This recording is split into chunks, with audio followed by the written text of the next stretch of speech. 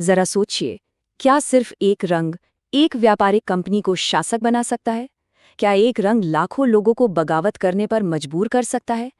आज हम इसी नीले रंग की कहानी में गहरे उतरेंगे और देखेंगे कि कैसे ईस्ट इंडिया कंपनी ने मुनाफे की चाह में पूरे ग्रामीण भारत का नक्शा ही बदल कर रख दिया। स्क्रीन पर देखिए, ये दो बेहद खूबसूरत कपड़े हैं। एक इंग्लैंड से है, दूसरा भारत से। दोनों में एक चीज बिल्कुल एक जैसी है, वो गहरा शानदार नीला रंग। लेकिन क्या इन दोनों में सिर्फ रंग ही एक जैसा है या कोई और गहरा रिश्ता भी है? मतलब हजारों मील दूर बैठा एक मशहूर ब्रिटिश आर्टिस्ट और भारत के किसी गांव में काम करता हुआ एक बुनकर, इन दोनों का आपस में क्या कनेक्शन हो सकता है ना? तो जवाब है एक रंग, नीला रंग, जो हमें नील के पौधे से मिलता है।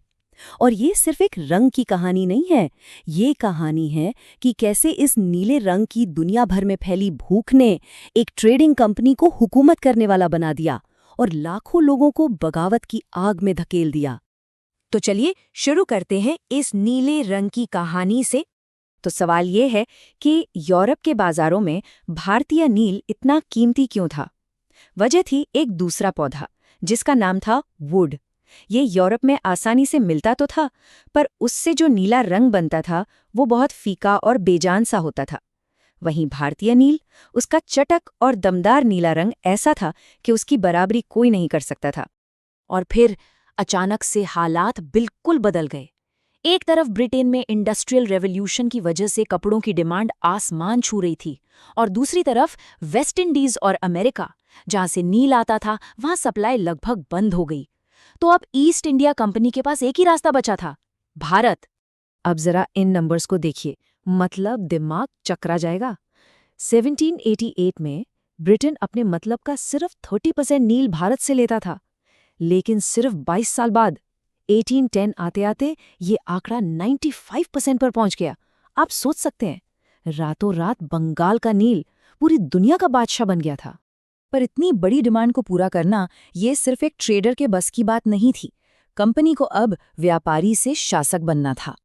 और कहानी का सबसे बड़ा टर्निंग पॉइंट आया 1765 में, जब मुगल बादशाह ने ईस्ट इंडिया कंपनी को बंगाल का दीवान बना दिया।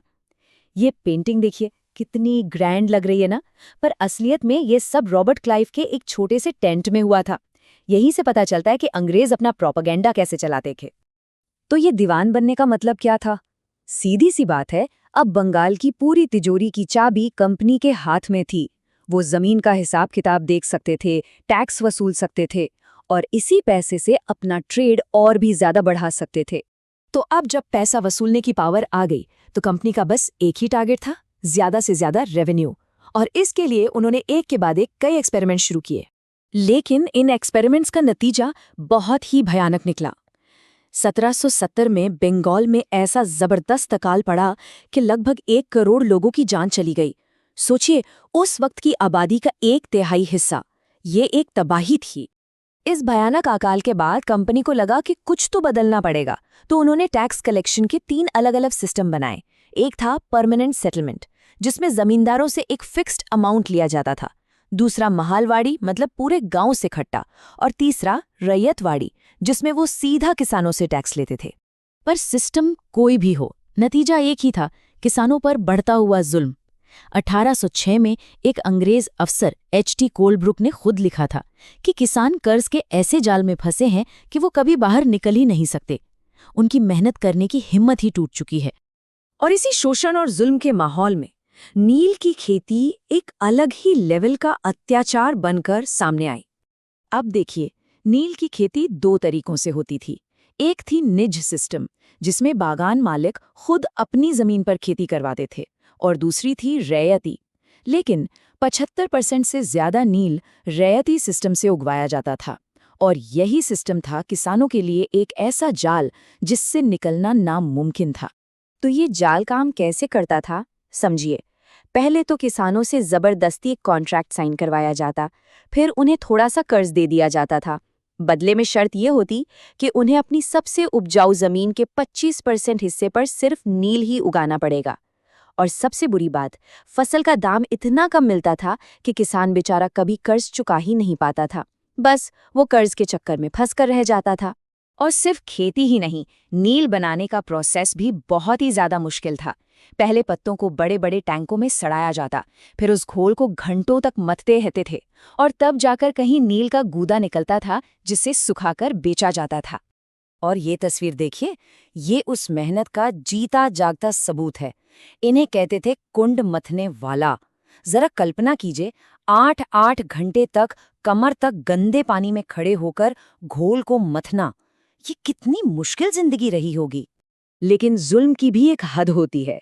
आखिरकार किसानों का सब्र जवाब दे गया, और फिर शुरू हुई एक ऐसी बगावत जिसे इतिहास ने नील विद्रोह या ब्लू रिबेलियन का नाम दिया।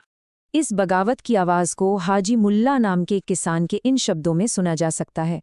उन्होंने कमीशन के सामने साफ साफ कहा, मैं नील बोने को तैयार नहीं हूं, मैं भीख मांग लूंगा पर नील नहीं बोऊंगा। और फिर मार्च 1859 में बगावत की आग भड़क उठी। बंगाल के हजारों हजार किसानों ने नील उगाने से साफ मना कर दिया। उन्होंने टैक्स देना बंद कर दिया, और जिसके हाथ में जो आया, तलवार, भाले, यहाँ तक कि किचन के बर्तन, उन्हीं से नील की फैक्ट्रियों पर हमला बोल दिया। और इस बार उन्हें गांव के जमींदारों और मुखियाओं का भी पूरा साथ मिला। इतनी बड़ी बगावत देखकर तो ब्रिटिश सरकार भी हिल गई। उन्होंने फौरन एक इंडिगो कमीशन बनाया, और जानते हैं क्या हुआ? कमीशन ने माना कि बागान मालिक जबरदस्ती कर रहे थे, और फैसला सुनाया कि अब से कोई भी किसान नील उगाने से मना कर सकता है। ये किसानों के लिए एक बहुत बहुत बड़ी जीत थी। बंगाल में तो नील की खेती लगभग खत्म हो गई, पर ये लड़ाई रुकी नहीं। ये बिहार शिफ्ट हो गई, जहां आगे चलकर 1917 में महात्मा गांधी ने चंपारण आंदोलन की अगुवाई की। तो ये थी कहानी, लेकिन ये अपने पीछे बड़ा सवाल छोड़ जाती है। आज भी दुनिया भर के बाजार की मांगें किसानों की जिंदगी पर किस तरह असर डालती हैं? सोचने वाली बात है।